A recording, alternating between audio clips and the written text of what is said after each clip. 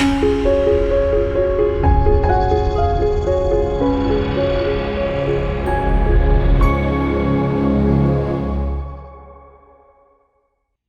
everyone, I am Bets Golden. Thank you so much for joining us today on the Gel Press channel. You may be wondering, why do I have literally a cup full of trash? Well, today I thought it would be fun to show you how you can pull prints with some found objects in your home, literally, possibly in your recycle bin. I wouldn't recommend going through and digging out trash, because that can be gross with, like banana peels and nasty food and coffee grinds on it. But whenever you get mail, definitely pull it apart and think, how can I use this on my gel press? So I actually keep this red Solo cup, and now I have Toby Keith singing in my head, red Solo cup, you lift me up. Okay, that's not why you're here though. But I have this red Solo cup that is full of things that I literally got almost all of it in packaging. So I have this big bubble wrap, all right, and I keep this out, like this stays out on my desk so I can see it and dig through it and create texture with it. Then I have little bubble wrap, and then I have some string. I have a little teeny tiny Solo cup that I used for paint pouring. I have this sponge as well as the seafoam sponge, and then some of these cardboard that I rip apart to use this as the texture on. And once it gets gummied up, I have another piece that I can use. And then I have this toilet paper roll that's great for making different shapes on it. And then you can make your own type rollers by taking a toilet paper roll or paper roll and actually putting some rubber bands around it. You could do like so, a whole bunch of rubber bands, or you could take a glue gun and just heat it up and then just slowly turn and let the glue make some lines on it, and then when you roll it, it'll create something pretty cool. I have this chain also that we can put on, another thing to roll as well. So let's go ahead and just make some prints with this fun trash that we have. So, although this is getting a little bit flimsy, so I think I'm just going to use that for the shapes, and I can put this on this end of this for just some fun texture. All right, so the paint that I'm going to be using today is going to be the Golden Open Acrylic, because I do live in a rather dry environment and I want to be able to play for a little bit before I have to do my pull. So I don't want it to dry up before I can play. So I have some really great colors here. I'll use some teal.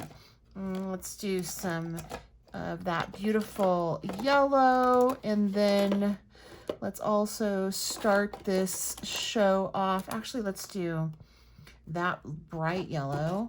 And then let's do this blue.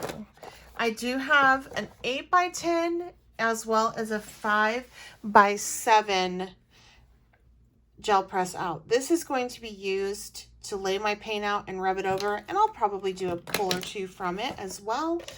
But, that's not, I'm also I'm gonna pull out some green, and let's see what else. I'm having fun. Let's do a total of 5 colors. What do you say? And then I will do that blue. All right, so as I was saying, this is going to be my main pull, and then this is going to be just where I pull my color from, and I will end up pulling from this as well. So I want to start out first with a little bit of yellow. So we're just going to get some paint laid down. Since this is a great quality paint, I don't really have to worry about too much. And I just want to cover my brayer like so. And I'm just going to pop some yellow down in some spots on my gel press plates, like so. And then next up, I think I will throw down this green. I'm horrible at reading sometimes, just so you guys know. So I'll show it to you, and then you can go, oh, that's the green she is. PHTH. See, I'm not even going to try. I'm not even going to try. That's the green. All right, and then let me just pull some of this up on the brayer. Brayer this out.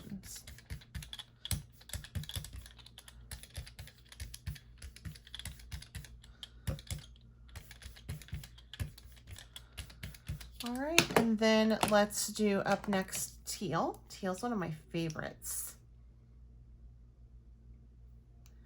And we're gonna do a lot of teal because that was quite a bit of paint right there. So when I brayer, I just pick it up.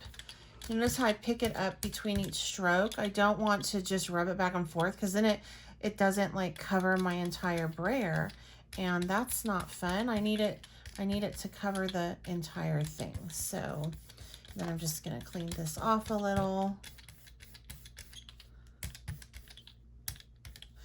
And then we will do this blue.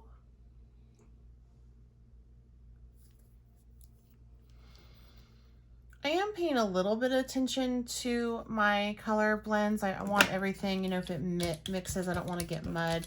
So I am keeping it with the cools. And I know that yellow plays well because it creates a green. So that's kind of what I'm doing with this.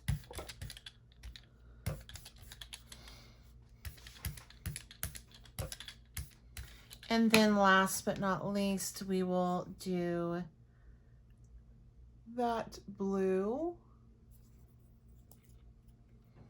And then we will start our texture, start pulling.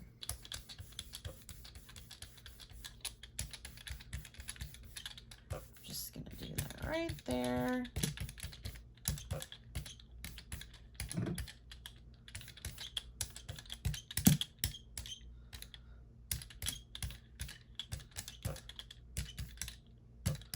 All right, so from here, I'm gonna go ahead and I'm just going to, I actually don't think I think I wanna use this a little bit different. So first thing is, I'm just gonna take and roll my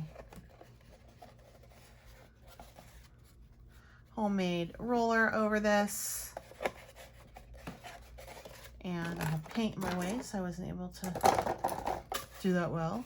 Do it again. Like so.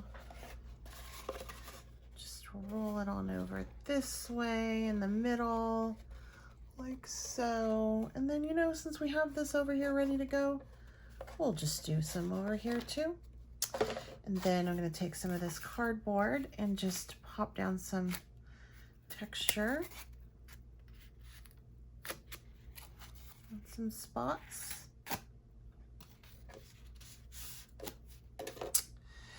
And let's use, aha, I love, who doesn't love a good bubble wrap? Oh my God, that can be fabulous. Yes. I don't know if it's gonna lift all the way, but hey, it's gonna be fun to try. And some little ones. If you don't want that, just use fresh ones. And I am totally getting dried paint everywhere. So maybe super good, maybe super bad. I don't know. And then let's take our red Solo cup and do some fun shapes on that. Some stamping. What do you say? What do you say? And let's go ahead and just see what we can do when we pull this. Not sure what's going to happen with that dry paint, but it sure looks cool from here. You know that you are a gel press person when you are able to look at dry paint that is transferring as a bonus and not a disservice. I like to clean my brayer off on the back of my paper, and that also kind of helps me get some nice coverage there. So when I do the lift, and again, since this is a open acrylic, it does dry slower. So I'm just gonna do this here. Again,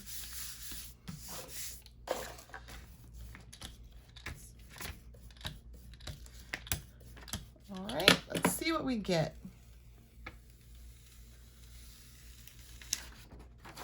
So that is a very cool junker print. So this is like the page that I didn't really care about, right? That turned out pretty freaking cool. I still have that junky paint down, but we'll try to pull that up maybe with the next one. And then, voila. That is the big one. How cool is that? Now where the paint is, obviously there's some spaces, but I'm totally okay with that. I think that looks so cool. So I want to go ahead and do this again. And this time, let's switch up the colors a little bit. Let's use some of this red. And let's use some, ooh, this is pretty. This like Magenta pink.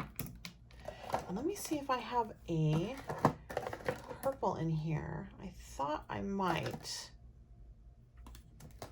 because that would be fun. I have yellow, I have, I guess oh yes I do. Ultra Marine Violet. So we'll do that one as well. And let's just see what we get. And then, you know, I am going to dollop just a little bit of white in it, because just for some contrast, because those are some pretty warm colors, which is fun, but might be a lot. Maybe this time I'll be able to pull up those bits of paint that I laid down last time. We'll see.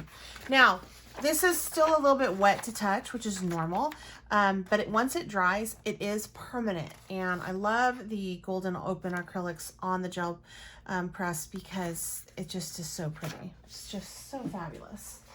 Okay, all right, let's do a couple different things on our gel plate here. Okay, so first thing I want to lay out is, I think I want to lay out my pink. So I'll just put some of this up here.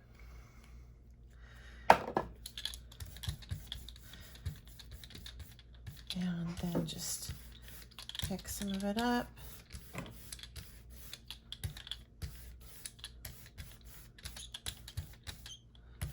And I think I want to put a little bit more down. There we go.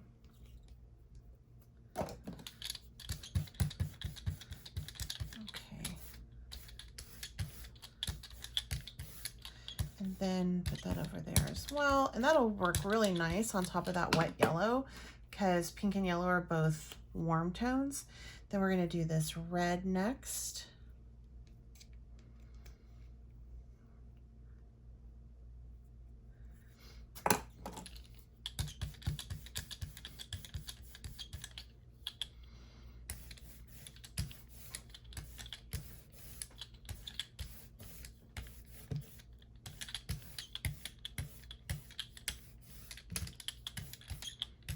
And then we'll do this violet. And then we'll throw in a little bit of white here and there as well. You have to be a little bit careful with purple, because depending on what it mixes with, you could end up with a muddy color, and that's not really always so much fun. So then I'm just going to pick up some more of that, and just kind of fun with it. And then let's throw on some white. And this will blend a little bit with some of the colors. So the white will definitely make some, perhaps some lighter shades of some of this, which is okay.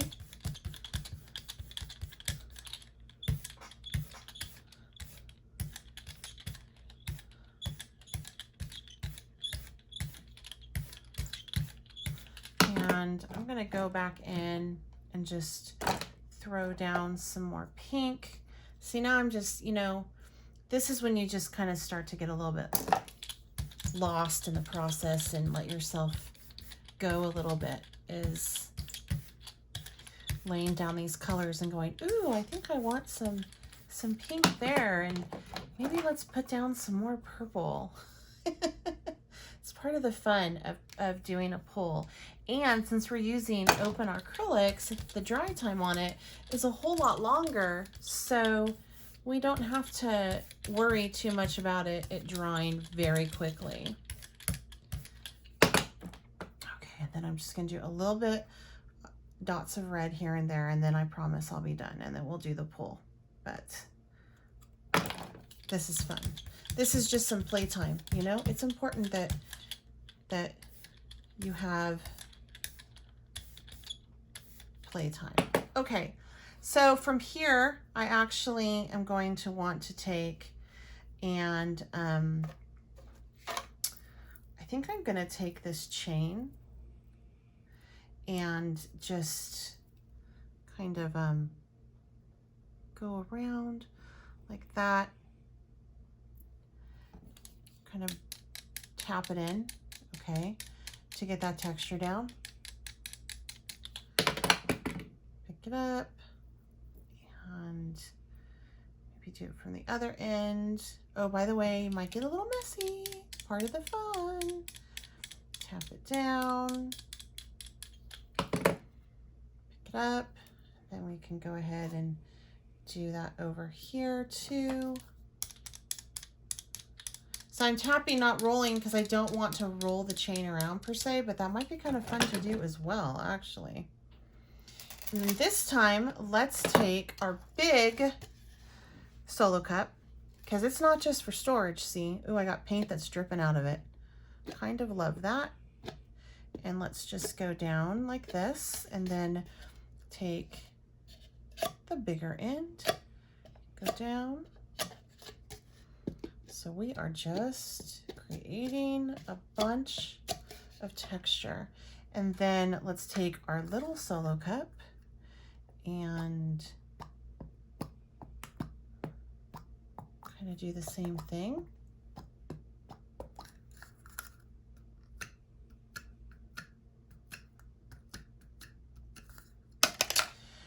And then I want to take this one also, because this is a fun shape, I think, and just go down in a couple spots. And then let's take this, I have a circle theme going on this one. Let's take this sponge and just lay it out. Now, do you notice how I'm going off of the gel press on some areas? I'm doing that on purpose because it really helps your eye just look at it visually. It's just is so appealing. We'll take this one too and just see what we get. All right, moment of truth. This one here.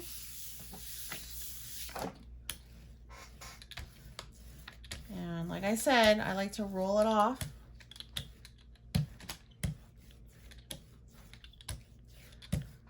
And then let's do this pull.